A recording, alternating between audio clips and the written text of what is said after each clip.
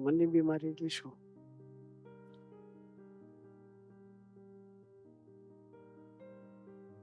બે સગા ભાઈ હોય, બે સગી બેનને પરણ્યા હોય. બે સગા ભાઈ છે, પેલી બે સગી બેન છે. સગી બેનને પરણ્યા હોય તો પણ 6 મહિના વર્ષ બહુ થઈ ગયું. ક્યારે પ્રકૃતિ ઘસાય અને ક્યારે છૂટા થાય એ ખબર પડે. એ મનની બીમારી છે. પ્રકૃતિ એક સરખી નથી દરેકની. એટલા માથા જુદા, એટલા વિચાર જુદા. જેટલા માથા જુદા, એટલા વિચાર જુદા. તમે ને તમારા ઘરવાળી વિચાર કોઈ એક નહીં થાય, કારણ કે એનો બી વિચાર છે. તમે તમારા તો વિચારથી જ ચાલો છો.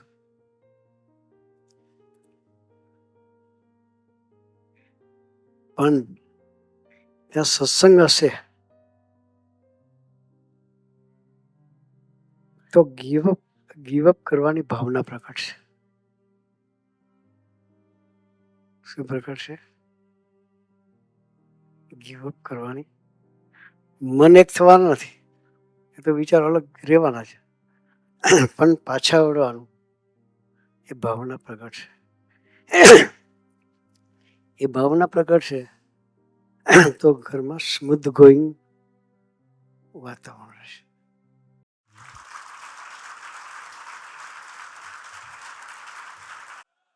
હાઉસ ધ જોશ? અહીંયા જોશ એકદમ હાઈ છે, રાઈટ? અને બધાને મજા બી આવે છે. આપણે સવારનું આખું સેશન જો એકદમ બ્લાસ્ટિંગ હતું.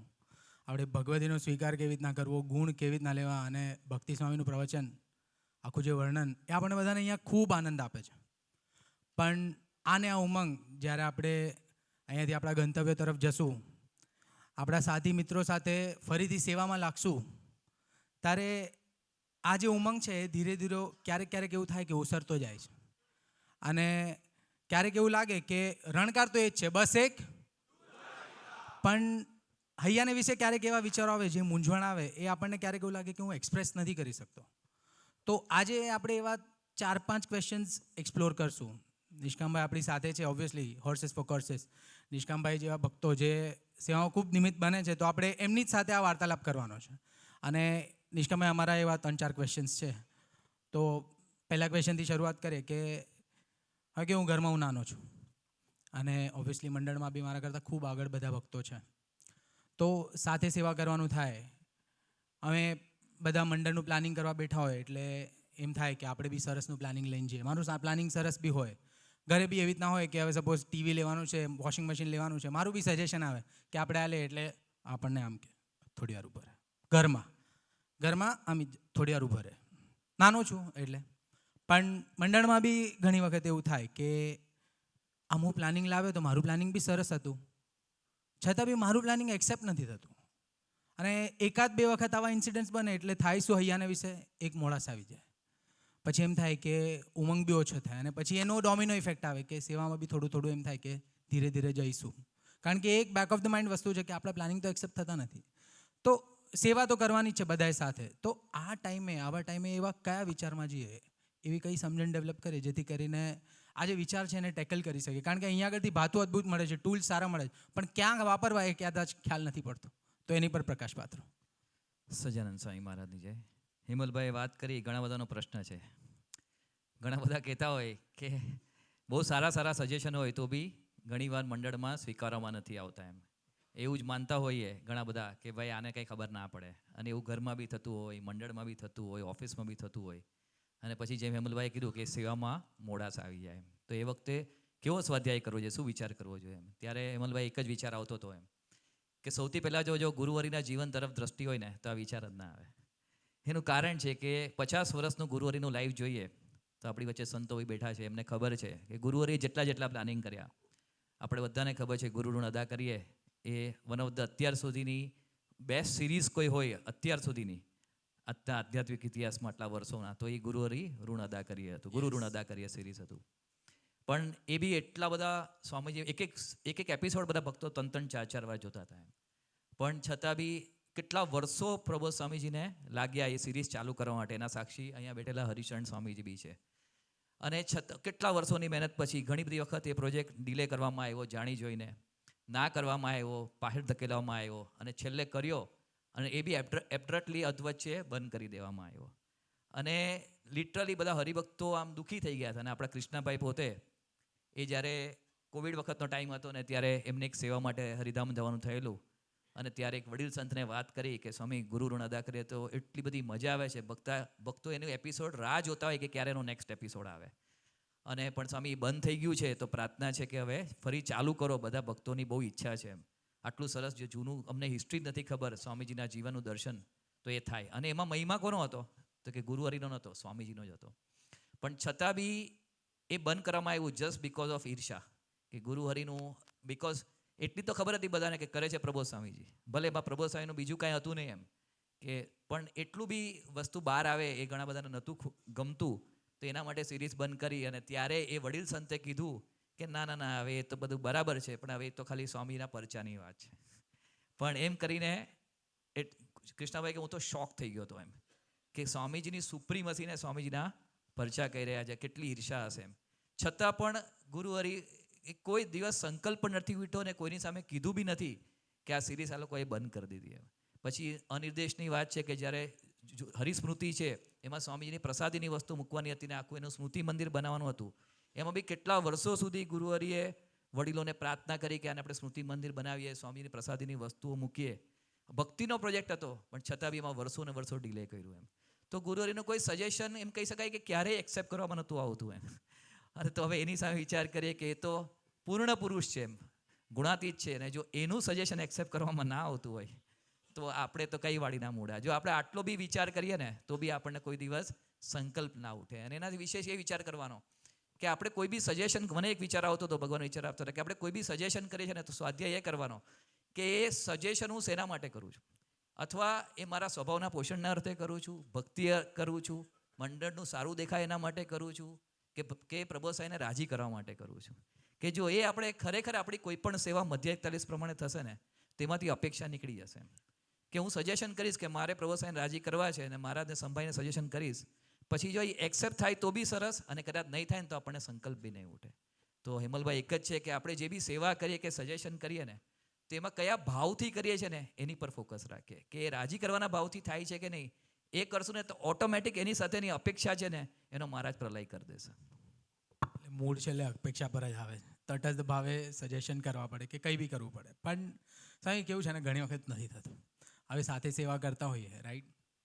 તો હવે મારી સાથે કોઈ સેવા, હું બુધવારમાં સેવા કરું છું હૃદય સભામાં, રાઈટ? તો સાથે સેવકો હોય, નિમિત્ત સેવકો હોય, સાથી કાર્યકર્તાઓ હોય, તો એની સાથે મારો કોઈ પર્સનલ એવો કોઈ પ્રસંગ બન્યો ના હોય, મારી સાથે એનું કોઈ પર્સનલ એવું કન્વર્સેશન બી ના થયું હોય કે જ્યાં આગળ મને પ્રોબ્લેમ થતો હોય. પણ હવે એનો કોઈ એવો નેચર હોય એ મને ખૂસતો હોય. ફોર એન એક્ઝામ્પલ, હવે ઘણા મુક્તોને એવું દર્શન થાય કે એનો ડોમિનેટિંગ નેચર છે. યુવકો સાથે વાત કરે તો એવું લાગે કે એને કહે છે કે ભાઈ તારે આ જ કરવાનું છે, ભણવાનું 4 કલાક છે તો 4 કલાક ભણવાનું જ છે ફર્સ્ટ ટાઈમમાં.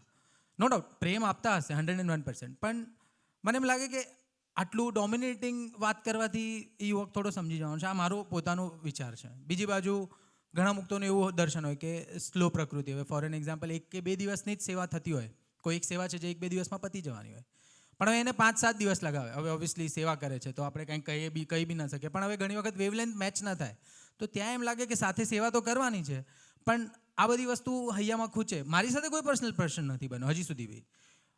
જાણે હું એ લોકોને બાયપાસ કરતો. બેગાની શાદીમાં અબ્દુલ્લા દીવાના જેવી વાત છે કે બાયપાસ થઈ જતું એ લોકોનું, પણ હૈયામાં બેક ઓફ ધ માઇન્ડ ખૂચતું હોય. પછી જ્યારે કોઈ મોટો પ્રસંગ બને ત્યારે મનના મૂલ્યાંકનો એમ કે આવી રીતના ન વર્ત્યા હોત તો સારું. તો આ શું મારે જજ કરવું જોઈએ, અથવા આ વિચાર છે સાચો છે કે ખોટો છે?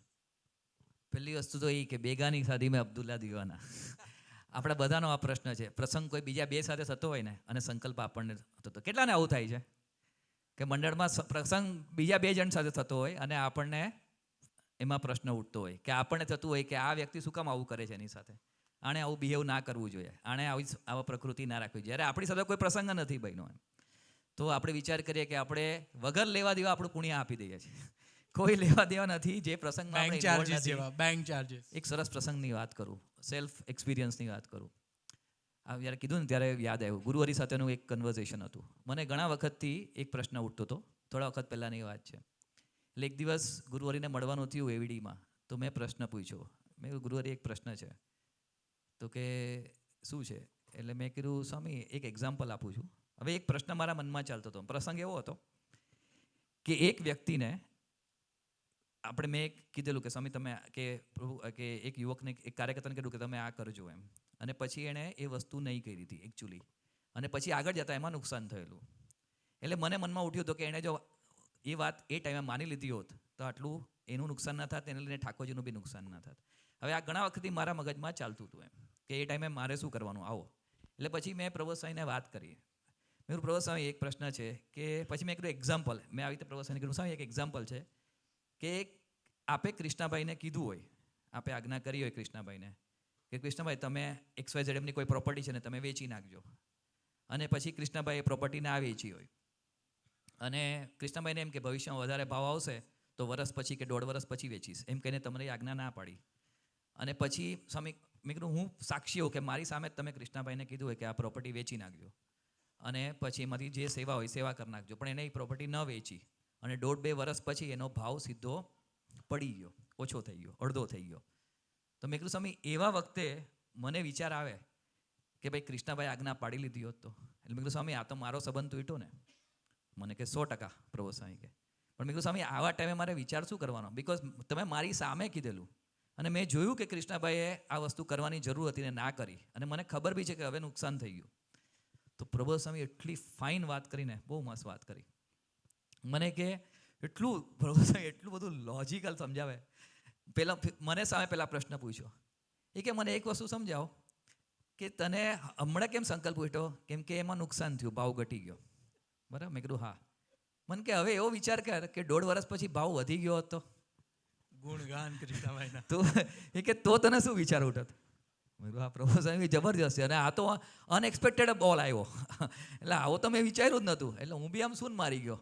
એ કે તો તું શું વિચાર કરત? એટલે મેં કીધું પ્રભુ સ્વામી તો મને એવું થાત કે જે થયું એ સારા માટે. રાઈટ? પછી મને તો કે આમાં બી એવું જ વિચારવાનું કે જે થયું એ સારા માટે કર્યું, મહારાજે જ એને પ્રેરણા નથી કરી એટલે એણે નહીં વેચ્યું. ભલે ભગવાને જ આજ્ઞા કરી હોય, પણ ભગવાને જ પ્રેરણા નહીં કરી હોય ને એટલે એણે નહીં વેચ્યું હોય. મેં કીધું એ વાત બરાબર.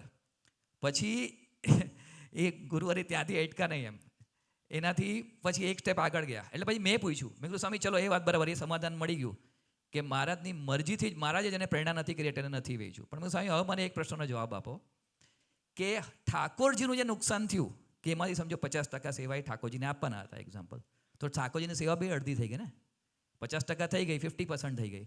મેં ઠાકોરજીની સેવાને માર પડ્યો કે ઠાકોરજીની સેવા ઓછી થઈ, એનું શું સમજવાનું? એના માટે શું વિચાર? આ તો વિચાર આવે જ ને કે આ તો ઠાકોરજીનું નુકસાન ગયું, ચલો ભગવાનની મરજી નહીં હોય પણ આ તો ઠાકોરજીનું નુકસાન ગયું. અને ત્યારે એટલું ફાઇન વાક્ય બોલ્યા, ઇમિડિયેટ પ્રભુ સ્વામી બોલ્યા, ઠાકોરજીને જરૂર નહીં હોય, રાઈટ?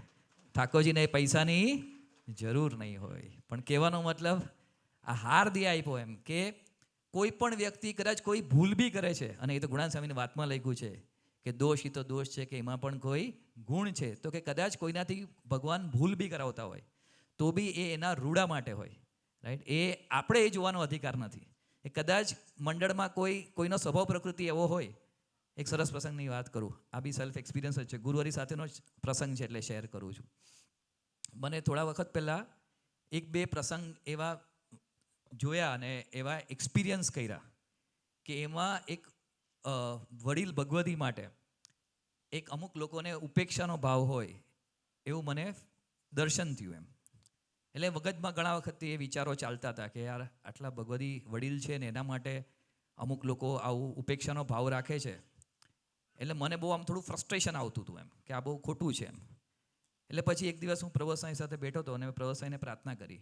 મેં કીધું પ્રભુ સ્વામી મને ખાલી એક પ્રાર્થના છે. મને કે શું? મેં કીધું સ્વામી કોઈ પણ પરિસ્થિતિમાં તમે જે પરિસ્થિતિ મૂકો હોય, મને તમારામાં મનુષ્ય ભાવ ના આવવો જોઈએ. એટલે મને આમ જોવા લાગ્યા, મને કે કેમ એવું કહે છે? એટલે મેં કીધું સ્વામી, પછી મેં એમ કીધું, મેં કીધું સ્વામી મને એવું લાગે છે કે આ એક વ્યક્તિ છે, વડીલ એક ભગવદી છે, અને એના માટે અમુક લોકોને ઓરા ભાવ છે કે એમની ઉપેક્ષા થાય છે. તો એને લઈને મને એ લોકોનો માટે વિચાર ઉઠે છે.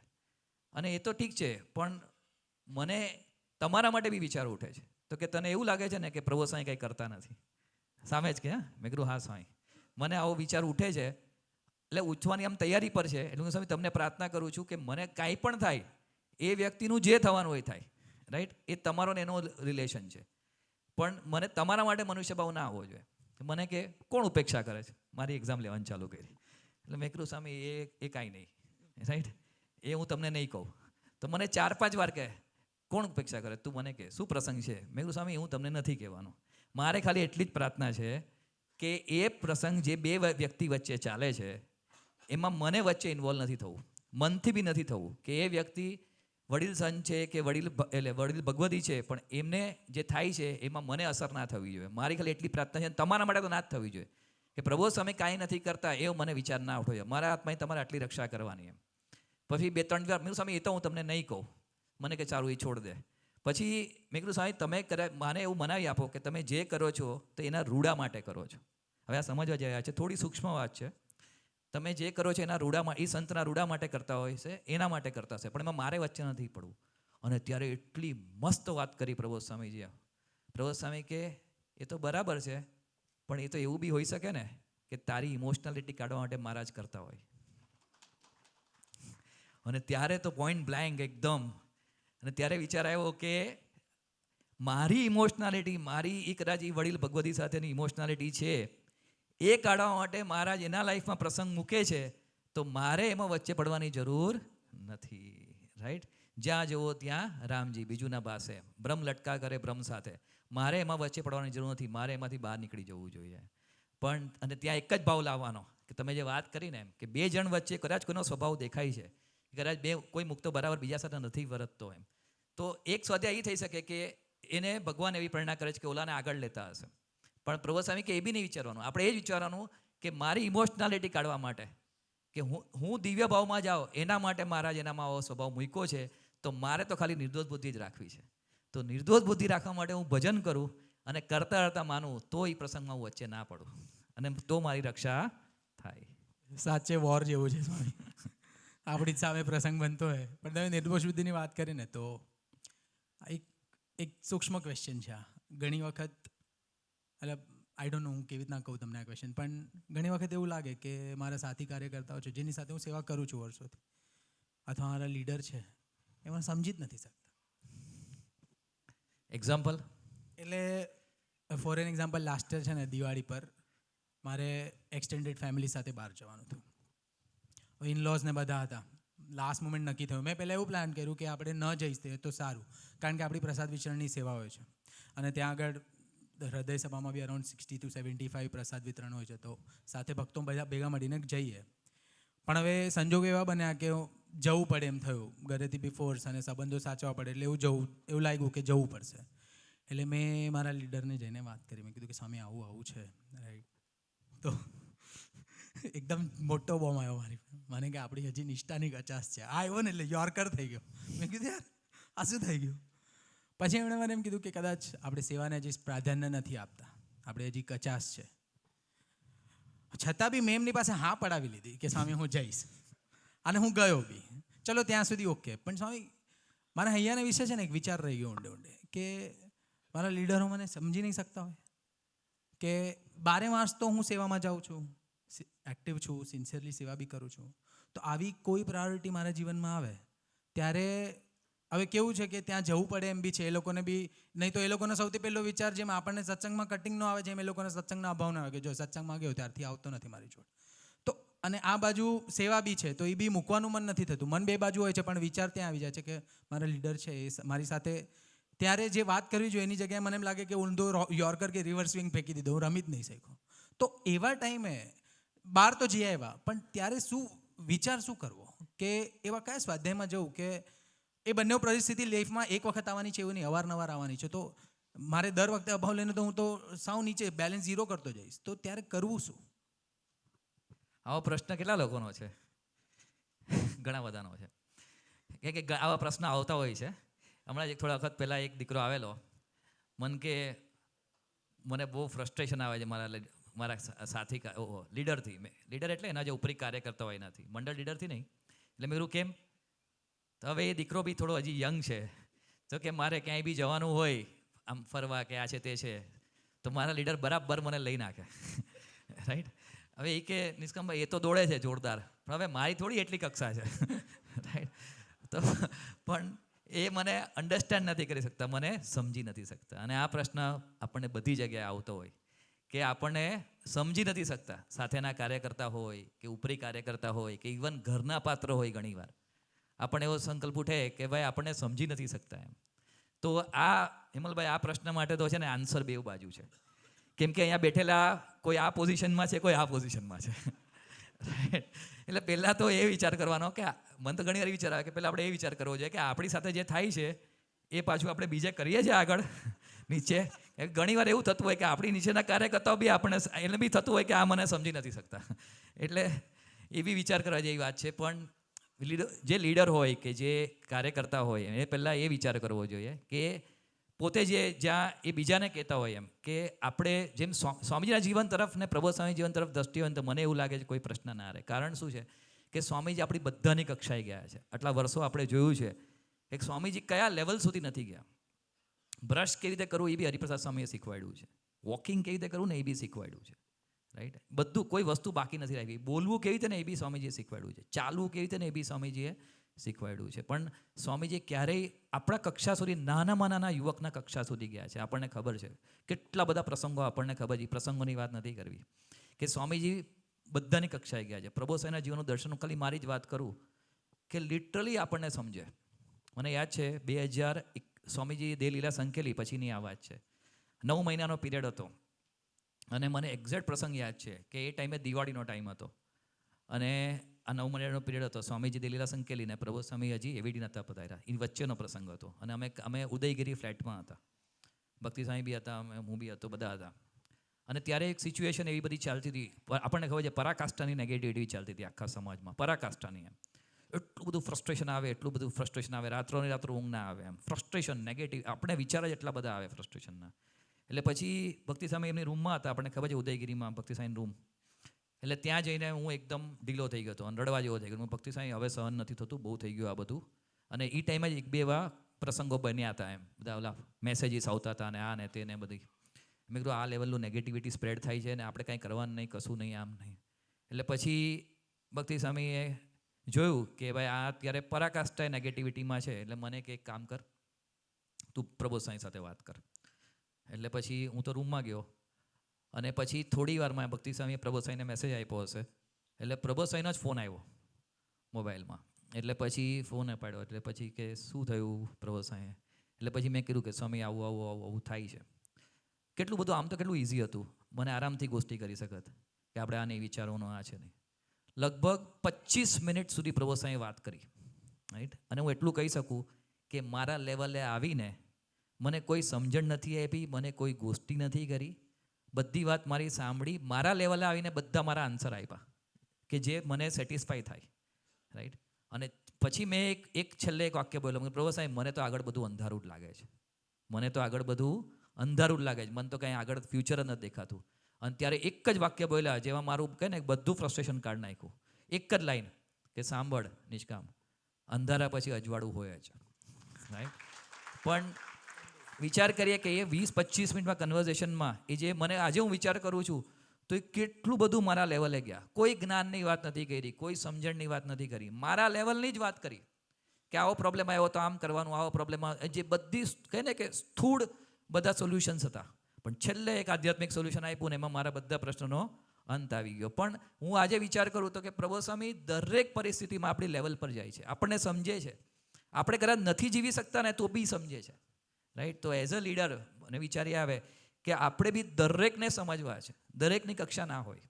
કદાચ હું સરસ જીવતો હોઉં પણ જરૂરી નથી કે સાથી કાર્યકર્તા નીચેનો કાર્યકર્તા બી એવું જીવન જીવતો હોય. કદાચ હું 30 મિનિટ ભજન કરતો હોય, ઓલો 5 મિનિટ બી ના કરતો હોય. હું સેવામાં કદાચ બધું જ મૂકીને દોડતો હોઉં, મારા બધા ફેમિલીને બધાને પ્રાયોરિટી સાઈડ પર રાખીને દોડતો, અને કદાચ કોઈ ના બી દોડતો હોય.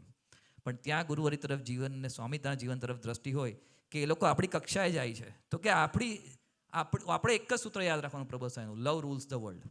આપણે ખાલી પ્રેમ આપવાનો અને કોઈ પણ સાથી કાર્યકર્તા સાથે અપેક્ષા રાખવી નથી. તો ગુરુહરિનો ખરેખર આપણને રાજીપો પ્રાપ્ત થાય ને તો એને જેવું કરાવવું છે ને એ રીતે એવા ભાવથી સેવા થશે. અને એના માટે આદર્શ બી ભક્તિ સ્વામીજી છે આપણને આપ્યા છે, રાઈટ. કે મેં આટલા વર્ષથી 20 વર્ષથી ક્લોઝલી ઓબ્ઝર્વ કરું છું, ક્લોઝલી આજ સુધી એટલું ચોક્કસ કહી શકું કે અંગતમાં અંગત સેવક પાસે એમણે ક્યારે અપેક્ષા નથી રાખી, રાઈટ. ક્યારેય નહીં, નેવર ઇન ધ લાઈફ, ક્યારેય.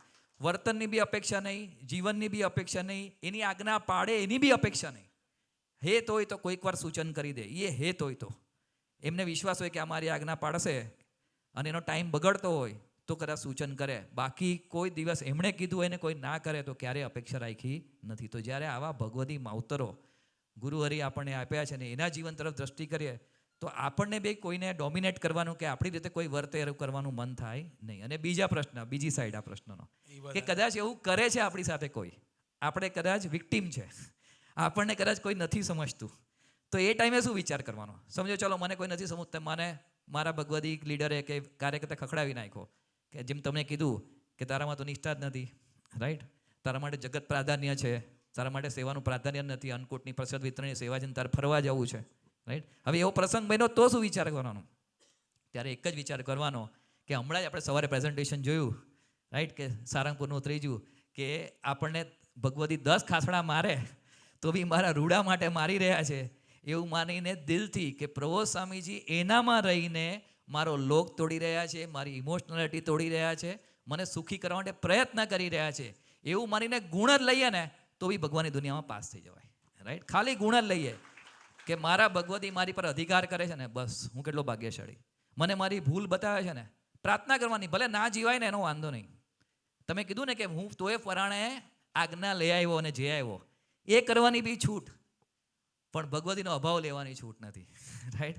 કદાચ જય આવ્યા ને ભગવતીની આજ્ઞા નહીં પડીને ચાલશે, પણ અંદરથી જો એનો અભાવ લીધો ને કે આ મને નથી સમજી શકતા, એ મહારાજ માફ નહીં કરે, રાઈટ. ત્યાં તો ગુણ જ લેવો પડે, કહો પ્રભુ આ ભગવતી કેટલા સરસ છે, એના જેવું જીવન મારું બી કરજો ભાઈ. એ બધું સાઈડ પર મૂકીને દોડે છે ને, ભલે આજે હું નથી દોડી શકતો પણ મારે આવું થવું છે, ભલે આજે મારી સ્થિતિ નથી પણ મને એવું કરી આપજો. આટલું ગુણ લઈએ ને ભજન કરીએ ને તોય મહારાજ કહેશે pass pass pass pass pass. સ્વામીજીને એક સતુ અપ્પાએ કીધેલું, પૂછ્યું હતું કે સ્વામીજી આ ભગતજી મહારાજનું જીવન ચરિત્ર વાંચ્યું ને તો એવું લાગે છે કે આ મારાથી ના જીવાય, આ સાધના થાય જ નહીં, અને જો સ્વામી ભ્રમરૂપ થવાય જ નહીં, આ વાત જ ખોટી છે, રાઈટ. કે જો આ માર્ગથી ભ્રમરૂપ થવાતું હોય ભગતજી મહારાજનું જીવન ચરિત્ર વાંચીને તો આ તો કોઈ હિસાબે થાય જ નહીં, એટલી શ્રદ્ધા છે જ નહીં ભગતજી મહારાજ જેટલી, તો કેવી રીતે ભ્રમરૂપ થવાય? પણ ત્યારે સ્વામીજી એક જ વાક્ય બોલ્યા હતા, સતુ અપ્પા આપણે ભગતજી મહારાજ જેવું જીવવું જરૂરી નથી, એના જેવું જીવાય ન જીવાય તો વાંધો નહીં, પણ અંતરથી એમનો ગુણ લઈને ભજન કરશું ને તો એ મહારાજ ભગતજી મહારાજની સ્થિતિમાં મૂકી દેશે, રાઈટ. એટલે આપણે જે આપણને ભગવતી ટોકે છે, વઢે છે, એનો અંતરથી ગુણ લેશું ને, એના સમર્પણનો, એનો ડેડિકેશનનો, એની ભાવનાનો, અને ભજન કરશું ને તો મહારાજ આપણને એના જેવી સ્થિતિમાં મૂકી દેશે, રાઈટ. કે એના જેવું ડેડિકેશન આપણામાં નોર્મ ક્યારે આવી જશે આપણને ખબર પડશે નહીં. બરાબર હેમલભાઈ? સ્વામી બસ પ્રાર્થના કરો કે પ્રસંગે છે ને હા હોર્ન વાગે પાછળથી સાયરન કે ગુણ લેવાનો છે, અભાવ નથી લેવા.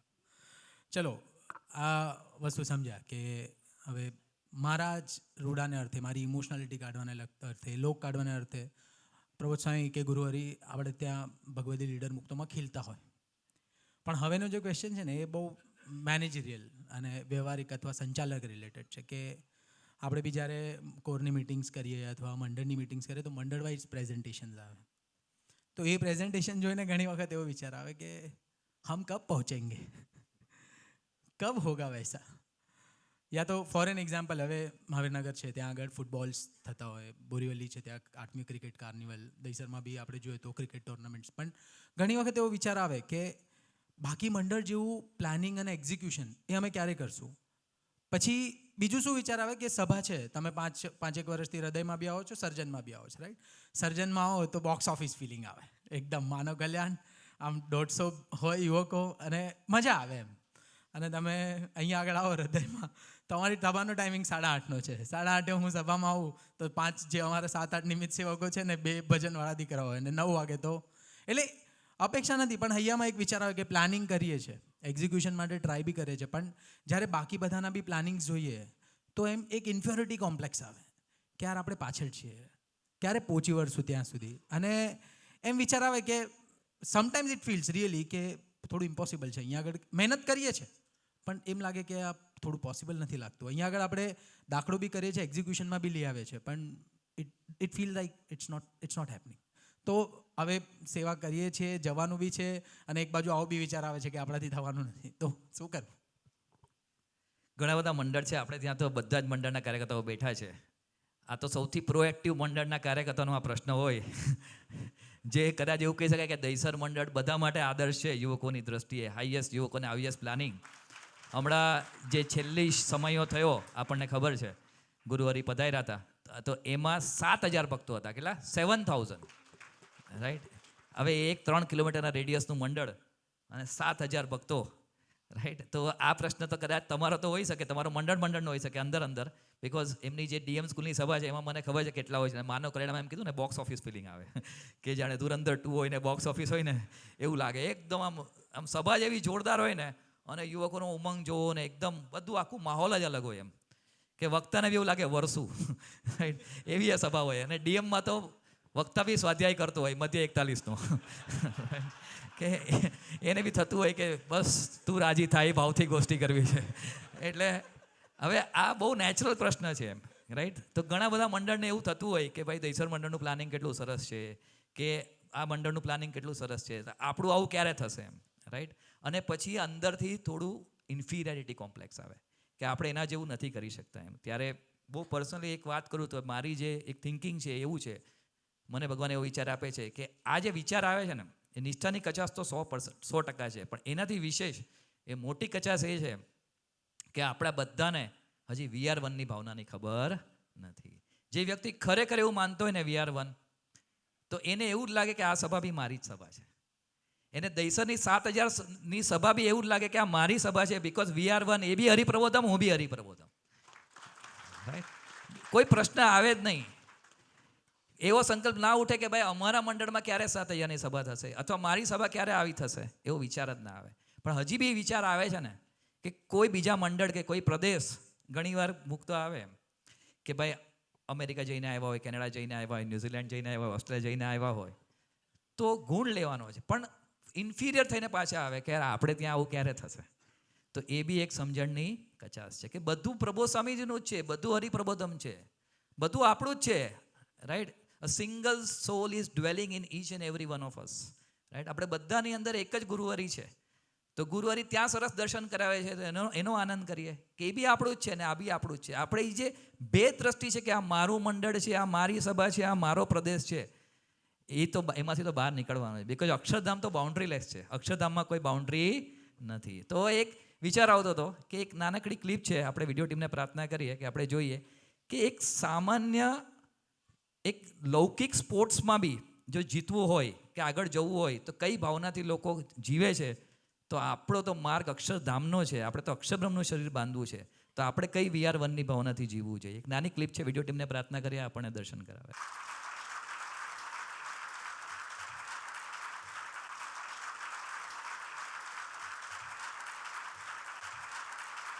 આ ક્લિપ આપણે જોઈ, રાઈટ. આમાંથી શું ખબર પડી, રાઈટ, કે એક કોચ છે એ બી એ જોવે છે કે જો તમારા સેન્ટરમાં ઇન્ડિયા છે, કે તમે એવું માનશો કે અમે બધા ઇન્ડિયા માટે રમીએ છીએ, તો જ તમે વર્લ્ડ કપ જીતી શકશો, રાઈટ. તો આપણે વિચારીએ કે આપણે ખરેખર અક્ષરધામમાં જવું હશે ને, તો પ્રબોધ સ્વામી સૂત્ર આપ્યું VR1. આપણે એવું માનીએ કે હું બોરીવલીનો છું, હું ઘાટકોપરનો છું, હું કાંદિવલીનો છું, હું દહીસરનો છું, તો અક્ષરધામમાં છેટે બહુ છેટું છે, એમ, રાઈટ. પણ જે એવું માનીએ કે અમે બધા હરિપ્રબોધમના છે, VR1, અને એ ભાવનાથી જો આપણે ખરેખર જીવશું ને અને માનશું ને કે બધા અમે બધે જ પ્રબોધ સ્વામીજી છે, દરેક મંડળમાં, દરેક પ્રદેશમાં, દરેક સભામાં પ્રબોધ સ્વામીજીના જ સંકલ્પે થાય છે, એના સિવાય કોઈ આકાર જ નથી. એ જ બધાને નિમિત્ત બનાવે છે. અને આ બધા મુક્તોને કેવા સરસ નિમિત્ત બનાવે છે, બધા કેવું સરસ પ્લાનિંગ કરીએ છીએ. જેમ અગેન એ જ પ્રબોધ સ્વામીજીના દર્શન કરશું, એમના સર્જનને નિહાળશું, તો પછી સર્જન સભામાં બોક્સ ઓફિસ હશે ને આપણામાં ઓલું હશે ને, રાઈટ, તો બી આપણને વિચાર આવશે નહીં, પણ એવી સમજણમાં આપણે જવું છે કે વી આર વન. બધું પ્રબોધ સ્વામીજીનું છે અને બધા હરિપ્રબોધમના છે. આપણે એ ભાવમાં જવું છે. તો પછી આવા કોઈ પ્રશ્ન ઇન્ફિરિયોરિટી કોમ્પ્લેક્સ જેવું વસ્તુ રહે જ નહીં. એટલે 4 કે 5 4 ક્વેશ્ચન આપણે કર્યા. આ છેલ્લો વિડીયો અને VR1ની ભાવના સાંભળીને પછી એવું લાગે છે કે અત્યાર સુધી જે બી કર્યું ને એ બધી એક્સક્યુઝીસ હતી રિયલ. તો જે બી ક્વેશ્ચનો અત્યારે મનમાં હતા અથવા ડિસ્કસ કર્યા હતા બધા જોડે, એ 3-4 ક્વેશ્ચનો મેં પૂછ્યા. પણ એવું નથી કે આટલા જ ક્વેશ્ચનો લાઈફમાં છે. હવે અહીંયાથી બહાર જશું, કાલથી સ્ટેપ ઇન કરશું, સાંજે મળવા જશું, પ્લાનિંગ કરશું, ફરીથી સેવામાં જશું, તો આવા ને આવા ક્વેશ્ચન ફરી આવવાના. કદાચ નવા ક્વેશ્ચન આવશે કારણ કે મન નાલાયક છે, એને તો સેવામાં જવું નથી, પ્રવચનના કાર્યમાં નિમિત્ત બી બનવું નથી. એ છટકબારી ગોતી જ લે. પણ એકાદ એવી ઘોડી, એકાદ એવી ઘૂંટ કે જેને વાગોડિયા કરીએ તો લાઈફ ટાઈમ કે પ્રવચનનું એવું કોઈ જીવનનું એક દર્શન કે લાઈફ ટાઈમ આપણે દર્શન કરીએ અને વાગોડિયા કરીએ તો ક્યારે બી હૈયામાં આવા ક્વેશ્ચન્સને લઈને ઊંધો સ્વાધ્યાય બી ના થાય, મોડાસમાં બી ના જવાય અને અમારું ઉમંગ ચડતો ને ચડતો રહે. એની પર એકાદ એવી સ્મૃતિ અથવા એકાદ એવા પ્રસંગની વાત કરો. હિમલભાઈ સરસ વાત કરી. આપણા બધાનો પ્રશ્ન છે એમ કે ગુરુહરિનો ખરેખર આપણે બધા બસ એક તું રાજી થાય એ ભાવનાથી તો અહીંયા આવ્યા છે ને એટલે જ આજે અમરીશ શિબિરમાં આવ્યા છે. પણ ગુરુહરિનો ખરેખર મને એક પ્રસંગ યાદ આવે છે કે બહુ વર્ષો પહેલાંનો વાત છે. ત્યારે દ્વારકેશ પાર્કમાં રાજુભાઈ દેસાઈનું જૂનું ઘર હતું, બહુ જૂનું મકાન. એટલે છેલ્લે જે રહેતા હતા એની પહેલાં ને એની પહેલાં સાઈબાબા નગરમાં એક બિલ્ડિંગ છે, એમાં એક હતું. અને એમાં બોરીવલીની સભા ચાલુ થઈ હતી ત્યારે યુવકોની ભક્તિ સામે ચાલુ કરાવી હતી. અને ત્યારે સેવક જ ત્યાં સેવા કરતા હતા. અને ત્યાં આગળ એક વ્યક્તિ આવી હતી, ભક્તિ સ્વામીને ઓળખ છે. હવે મેં એ વ્યક્તિને પહેલી વાર જોયેલી, જૂના સત્સંગી હતા, કોઈ ભગત હતા, 40-45 યર્સના વ્યક્તિ હતા. એટલે એ સભામાં આવ્યા, બેઠા, બધું. હવે હું બી ત્યારે એઝ અ કાર્યકર્તા તરીકે ત્યાં સેવા કરતો હતો. હું બી ત્યારે અમરીશ તરીકે હતો, મેં સહિષ્ણુ દીક્ષા નથી લીધી ત્યારની વાત કરું છું, બહુ વર્ષ થઈ ગયા. એટલે મને એણે આવીને મળ્યા, જય સ્વામિનારાયણ. એટલે મને એમ કે નવા ભાઈ હશે. હવે એ હતા જૂના, મારાથી બી જૂના, પણ મને ખબર નહીં, હું એમને ઓળખતો બી નહોતો. પછી મેં કીધું પ્રગટ ક્યાં રહ્યો છો, આમ તેમ છે. એટલે એને લાગ્યું કે આ મને નથી ઓળખતો. એટલે મને કે હું તો વર્ષોથી, હું તો હરિપ્રસાદ સ્વામીજી સાથે બહુ ક્લોઝ છું એમ, વર્ષો સુધી. એટલે મેં કીધું બહુ સરસ. આપણને હું તો ઓળખતો નહોતો, ફર્સ્ટ ટાઈમ જોયા હતા. પછી મને કે તમને ખબર છે સ્વામીજીને સૌથી વધારે શું ગમે? રાઈટ, હરિપ્રસાદ સ્વામીને સૌથી વધારે શું ગમે? એટલે મને તો આમ ત્યારે એ ટાઈમે તો એકદમ બ્લેન્ક થઈ ગયો, મને કંઈ બહુ વિચાર નહીં આવ્યો એમ. એટલે પછી એક પોતે જ બોલ્યા કે સ્વામીજીને સૌથી વધારે છે ને આત્મીયતા ગમે. રાઈટ. અને એ વ્યક્તિ કોઈ રેગ્યુલર સભા નથી ભરતી, ત્યારે નથી ભરતી, આજે નથી ભરતી, આજે બી સદભાવવાળા જ છે. રાઈટ. પણ એ વ્યક્તિને બી ખબર છે કે સ્વામીજીને રાજી કરવા હોય તો આત્મીયતાથી જીવીએ ને તો સ્વામી બહુ રાજી થાય, સુરત ભાવથી જીવીએ ને તો બહુ રાજી થાય. એટલે મને એક જ વિચાર આવે છે હેમલભાઈ કે ખરેખર ઘરમાં ને મંડળમાં આપણે આત્મીયતાને સુરત ભાવથી જીવશું ને તો 100% પુરુષ રાજીને રાજી છે. એક બે પ્રસંગની વાત કરું, સ્મૃતિની વાત કરું, સરસ પ્રસંગની. કેનેડા મંદિરનો એક પ્રસંગ છે. જ્યારે પ્રબોધ સ્વામીજી કેનેડા મંડળના પ્રાદેશિક સંત હતા ને ત્યારનો આ પ્રસંગ છે કે સ્વામીજીએ 3-4 વખત પ્રબોધ સ્વામીને કીધેલું કે આપણે કેનેડામાં જે આપણું હિન્દુ ટેમ્પલ છે ને એને આખું નવું બનાવવું છે, તોડીને આખું નવું બનાવવું છે, કે આપણે સરસ મંદિર કરવું છે. 3-4 વાર વાત કરી હતી એમ. એટલે આપણને તો ખબર છે કે અત્યારે હરિપ્રબોધમ ધામનું આખું સ્ટ્રક્ચર કદાચ તમને ના ખબર હોય તો પ્રબોધ સ્વામી જાતે બનાવ્યું છે. રાઈટ. ડ્રોઈંગ પ્રબોધ સ્વામી આખું કર્યું છે, ક્યાં મંદિર આવશે, ક્યાં એક રૂમનું પ્લાનિંગ પોતે કર્યું છે. રાઈટ. એ તો અનંત બ્રહ્માંડના આર્કિટેક્ટને બુદ્ધિ આપતા હોય તો પોતે તો કેવા હોય. રાઈટ. આ સર્જન કર્યું આ બ્રહ્માંડનું હોય, કેવા આર્કિટેક્ટ હશે. રાઈટ. તો પ્રબોધ સ્વામીજી આવું કીધું ને એટલે પ્રબોધ સ્વામી પોતે આખી ડિઝાઇન તૈયાર કરાવડાવી. પુલકિતભાઈ ને પુનરીકભાઈ, આપણા જે દીકરાઓ છે ત્યાં આર્કિટેક્ટની સેવા કરે છે હરિધામમાં, એમની પાસે આખી ડિઝાઇન રેડી કરાવડાવી હતી, આખી ફર્સ્ટ એકદમ સરસ. અને લેપટોપમાં બધું રેડી હતું ને બધી ડિઝાઇન રેડી હતી. પછી એક દિવસ જે બીજા એક વડીલ સંત હતા કન્સ્ટ્રક્શન ડિપાર્ટમેન્ટના, એને બી સ્વામી, એટલે એ આવ્યા પ્રબોધ સ્વામી પાસે, જે વ્હાઇટ હાઉસ બિલ્ડિંગ હતું ખબર છે ને આપણને સામે, એ બિલ્ડિંગમાં. એટલે પ્રબોધ સ્વામી બેઠા હતા અને કીધું કે પ્રબોધ સ્વામી પ્રાદેશિક સંત હતા, એટલે એમને તો પૂછવું જ પડે કે આપણે સ્વામીજીએ મંદિર બનાવવાનું કીધું છે તો. એટલે પ્રબોધ સ્વામીજીએ આખી ડિઝાઇન રેડી રાખેલી. એટલે પુંડરીકને કીધું, પુલકિતને કે ઓલું લેપટોપ લઈ આવો, આપણે દેખાડીએ. એટલે એટલી વારમાં ઓલા જે સંત હતા ને એ આખી ડિઝાઇન લઈને આવેલા પોતે પેપર પર. એટલે આમ ડિઝાઇન બતાવી પ્રબોધ સ્વામીને. એટલે ઓલો દીકરો જેવો લેપટોપ લઈને આવ્યો ને પ્રબોધ સ્વામી ઊભો રાખી દીધો. સ્વામી કે હવે ના લાવીશ, હવે લાવીશ નહીં. અને પ્રબોધ સ્વામીએ એ સંતે જે ડિઝાઇન બતાવીને બધી જોઈ અને કે બહુ સરસ છે, બહુ સરસ છે, બહુ સરસ છે. પોતે ડિઝાઇન બનાવી હતી, આટલા મહિનાઓ સુધી મહેનત કરીને. સ્વામીજીએ શું કીધેલું એ પ્રબોધ સ્વામીને ખબર હતી. સ્વામીની શું ભાવના હતી અંતર્યામી તરીકે બી અને પ્રાદેશિક સંત તરીકે બી એમને ખબર હતી કે ત્યાં શું જરૂર છે એ મંદિરમાં, શું કેવી ડિઝાઇન હોવી જોઈએ. છતાં બી ઓલા વડીલ સંત ડિઝાઇન બનાવીને લાવેલા તો પ્રબોધ સ્વામી પોતાની ડિઝાઇન સાઈડ પર મૂકી દીધી અને એની વાત બી નથી કરી કે મેં ડિઝાઇન બનાવી, તમે એકવાર જોઈ લો. અને પ્રબોધ સ્વામી કીધું આ બહુ સરસ ડિઝાઇન છે, તમે કયો એ રીતે જ આપણે આગળ વધશું. તો આ જે વાત છે કે પહેલાં તું પછી હું, એમ કે દરેક કોઈ બી સેવામાં આપણે હોય, કોઈ પ્લાનિંગ લઈને આવે કોઈ બી સેવામાં, અને આપણે ગમે એવું પ્લાનિંગ કર્યું હોય પણ આપણે ખસી જઈએ અને એને આગળ કરીએ ને તો સેવા તો કદાચ પ્લસ માઇનસ થશે પણ ગુરુવરી રાજી થઈ જશે. રાઈટ? તો એ વસ્તુ આપણે કરવી છે. બીજો એક પ્રસંગ સુરત ભાવનો મારો પર્સનલી મને બહુ ગમતો પ્રસંગ છે. છેલ્લો પ્રસંગ કહું કે સ્વામીજી વર્ષો પહેલાંનો પ્રસંગ, એક પ્રકાશન ડિપાર્ટમેન્ટની મિટિંગ હતી હરિપ્રસાદ સ્વામીજીના સાનિધ્યમાં. અને એમાં એક વ્યક્તિએ, જે એક સંત હતા, નામ નહીં આપું અત્યારે, એ તો પછી ઘરે વયા ગયા અને ધામમાં વયા ગયા, એને એ પ્રકાશન મિટિંગમાં સ્વામીજીએ સૂચન કર્યા કે આપણે આવું આવું આવું આવું કરવું છે. જે પ્રિન્ટિંગ માટે હોય કે જે આર્ટિકલ્સ માટે હોય, બુક પ્રિન્ટિંગ માટે હોય, જે બી, કે સ્વામીજીની જે ભાવના હતી એ સ્વામીજીએ સમજાવી કે આપણે આવું આવું મટીરિયલ આપવું છે. અને એ સંતે એ સ્વામી મિટિંગની અંદર જ કહી દીધું કે સ્વામી આવું ન થાય, આવું ના કરાય, આવી રીતે થાય જ નહીં, આ વસ્તુ આવી રીતે કરાય જ નહીં. વિચાર કરો, પૂર્ણ પુરુષોત્તમ નારાયણ અને એ કોઈ સૂચન કરતા હોય તો એ કેટલી, એ વાત કેવી હોય, સનાતન વાત હોય. રાઈટ? એ વાત પ્રમાણે કરો તો કેટલા લોકોનું રૂડું બી થાય. એમ કે એ પૂર્ણ પુરુષ છે, સર્વજ્ઞ છે, વ્યાપક છે, એટલે એમને ખબર છે કે દરેકને શું જરૂર છે. એ પ્રમાણે સ્વામી સૂચન કરતા હોય તો બી બધાની વચ્ચે એણે કહી દીધું કે સ્વામીજી આવું ના થાય. બધા શોક થઈ ગયા કે સ્વામીજીને પહેલાં તો સૂચન કરે છે અને સ્વામીજીને ઓવરકમ કરે છે કે આવી રીતે ના કરાય, સ્વામી તમારી વાત બરાબર નથી, આવી રીતે ન કરાય, આવી રીતે ચાલે જ નહીં. અને સ્વામી કશું બોલ્યા નહીં. કેવા પુરુષ હશે? આપણે વિચાર કરીએ.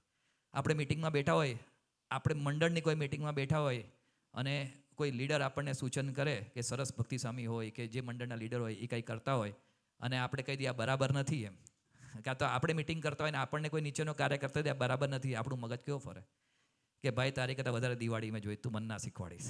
રાઈટ? અમે 15 વર્ષથી સેવા કરી, તમે કાલના આવેલા, તમે મને શીખવાડો છો? આપણે મગજ કેટલો ફરી જાય. બીજી વાર આપણે ઓલાને મિટિંગમાં ના બોલાવીએ. રાઈટ? કે ભાઈ આને રહેવા દે, આને ખબર નથી પડતી. તમે અનુભવ કરજો, કોઈ પણ સેવામાં તમને કોઈ વિરોધ કરશે ને, આપણે કોઈ વિરોધ કરશે ને કે આપણને કોઈ ક્રોસ કરશે ને, ધીરે ધીરે આપણે એવો પ્રયત્ન કરશું કે એ વ્યક્તિ સેવામાં જ ન હોય અથવા આપણે એને ઇન્ક્લુડ નહીં કરીએ. રાઈટ? આ આપણું એટીટ્યૂડ છે. કેમ? કે આપણને સુરત ભાવની ખબર નથી, આત્મીયતાની ખબર નથી. અને સ્વામીજીએ શું કર્યું? આ સ્વામીજી છે. રાઈટ? સુરત સમ્રાટ એમને એમ નથી કહેતા ભાઈ. સ્વામીજીએ શું કર્યું ખબર છે? થોડા દિવસની અંદર સ્વામીજીએ એનાઉન્સ કરી દીધું હરિધામમાં કે જે સંતે સ્વામીજીનો વિરોધ કરેલો ને મિટિંગમાં, સ્વામીજીને પ્રકાશન ડિપાર્ટમેન્ટના હેડ બનાવી નાખ્યા. પ્રકાશન ડિપાર્ટમેન્ટના હેડ સંત, મુખ્ય સંત બનાવી નાખ્યા. આ સુરત ભાવ છે. રાઈટ? કે આપણી કદાચ કોઈ ઉપેક્ષા બી કરતું હોય, રાઈટ, તો બી આપણે એને આગળ રાખીએ. અને આ તો આપણે જોયું જ છે કે આખી લાઈફ જેને સ્વામીજીની ઉપેક્ષા કરી. સ્વામીજી મૂળ ધરતી પર શેના માટે આવેલા? આત્મીયતાના સુરત ભાવ માટે અને સિદ્ધાંત પ્રવર્તવા માટે ભગવાન આવે. ભગવાન ધરતી પર શેના માટે આવે? સનાતન સિદ્ધાંત પ્રવર્તવા માટે આવે. તો એ સ્વામીજીએ શરૂઆતના કેટલા વર્ષો સુધી પોતાનો સનાતન સિદ્ધાંત કે અક્ષરબ્રહ્મને સાથે લાવ્યા છે પ્રબોધ સ્વામીને, એ સ્વામીજીએ ઓળખાણ કેટલા બધા હરિભક્તોને કરાવી. આપણને બધાને ખબર છે. સતુ પપ્પા હોય કે કેટલા બધા ભગતજી હોય, કેટલા બધા હરિભક્તોને બોમ્બેમાં બળવંત કાકાથી લઈને બધાને સ્વામીજીએ પ્રબોધ સ્વામીની ઓળખાણ કરાવી છે. તો એ તો પોતાના ગુણાતીતને સાથે લઈને આવેલા. પણ સુરત ભાવ માટે સ્વામીજીએ થોડા વર્ષો પછી સ્વામીજીએ વાત ના કરી. કેમ? ફક્ત એ થોડા ચૈતન્યોને સાચવવા માટે. તો એ સુરત ભાવ માટે જો સ્વામીજી આટલું બધું બલિદાન આપી શકતા હોય કે પોતે જે સાથે લાવેલા છે અક્ષરધામથી, એની ઓળખાણ કરવાનું બંધ કરી દેતા હોય, તો આપણે વિચાર કરીએ કે એ સ્વામીજીની જે ભાવના છે, કે પ્રબોધ સ્વામીની ભાવના છે, કે આત્મીયતા, કે સુરત ભાવ, એ ખરેખર ડે ટુ ડે લાઈફમાં, ઘરમાં કે મંડળમાં એને સેન્ટરમાં રાખીને, કે ભલે કદાચ સેવા ઓછી વસ્તી થશે ને તો ચાલશે, પણ સુરત ભાવના ભોગે કાંઈ કરવું નથી. રાઈટ? એ આપણે સેન્ટરમાં રાખીએ કે આત્મીયતાનું ખંડન નથી થતું ને, કોઈ હરિભગત દૂર નથી જતો ને, કોઈ દુખાતું નથી ને, રાઈટ, કોઈ બાયપાસ નથી થતું ને, એને સેન્ટરમાં રાખીને કરશું ને તો કદાચ ઓછું થશે ને તો પણ મહારાજ એને બહુ માની લેશે. તો વિશેષ કોઈ વાત નથી કરી. આપણે પ્રબોધ સ્વામી ચરણોમાં પ્રાર્થના કરીએ કે આપનો હાર્દ છે આત્મીયતા અને સુરત ભાવ. સ્વામીજીએ તો પોતાના 87 વર્ષ સુરત ભાવ માટે લોહીનું પાણી કર્યું, એમ ચંદનની જેમ ઘસી નાખ્યું પોતાના દેહને. તો ખરેખર એ ભાવનાને જે પ્રબોધ સ્વામીનું સૂત્ર છે કે જેટલા માથા એટલા વિચાર, પણ આપણે એક થઈને રહેવું છે. તો ખરેખર હે પ્રબોધ સ્વામીજી, અમે બધા અલગ અલગ છે, બધાના સ્વભાવ પ્રકૃતિ અલગ છે, ફેમિલી બેકગ્રાઉન્ડ અલગ છે, સભા બધાની અલગ છે, બધાના લીડરો અલગ છે, બધાની પ્રકૃતિઓ અલગ છે, પણ એક જ સેન્ટરમાં કે આપ છો, આપને જ રાજી કરવા છે, એવા એક ભાવનાથી ભેગા મળીને હોલા ઉપાડ કરીએ, વી આર વનની ભાવનાથી દોડી શકીએ, એવું બુદ્ધિયોગ, બળ, બુદ્ધિ, શક્તિ આમ સૌને અર્પણ કરો. એ જ પ્રાર્થના સહજાનંદ સ્વામી મહારાજની. આપણે બધા એ ભેગા મળીને જીવવાનું છે. મેં ના કહ્યું, ભેગા જ મળીને જીવવામાં જેટલો આનંદ છે, એવો આનંદ, છેલ્લી વાત કહી દઉં, હે તમારા ભેજામાં ન બેસે, પણ ખરેખર ન બેસે, નહીં બેસે. હા,